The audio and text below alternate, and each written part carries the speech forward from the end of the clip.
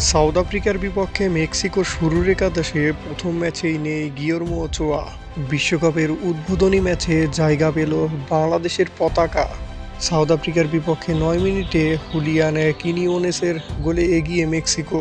২০২৬ world কাপের প্রথম ম্যাচেই গোলদাতা মেক্সিকোর হুলিয়ান কিনিওনেস। ২০২৬ বিশ্বকাপে প্রথম রেড কার্ড পেলেন সাউথ আফ্রিকার স্টেফেনে শীতল। ২০২২ ওয়ার্ল্ড কাপের চেয়ে ২০২৬ বিশ্বকাপের উদ্বোধনী অনুষ্ঠান সবচেয়ে সেরা ছিল। আপনি কি বলেন? কমেন্টে জানান।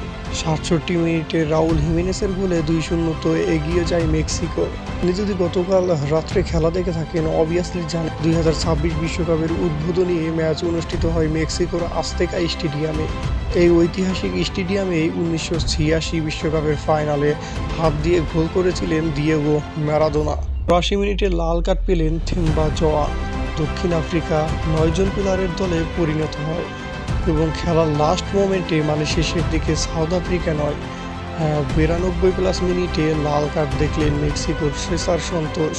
গতকাল রাত্রে কিন্তু সাউথ আফ্রিকা একদম ছন্নছাড়া ফুটবল খেলেছে। রেড কার্ড বিতর্কে বিশ্বকাপের উদ্বোধনী ম্যাচে জয় পেয়েছে মেক্সিকানরা। বিশ্বকাপের উদ্বোধনী ম্যাচে মেক্সিকোর আজতেকা স্টেডিয়ামে উপস্থিত ছিলেন ৮০,৮২৪ জন সমর্থক। বিশ্বকাপের ইতিহাসে প্রথমবার উদ্বোধনী ম্যাচে ৩ লাল কার্ড ও ৩ হলুদ কার্ড দেখল ফুটবল বিশ্ব।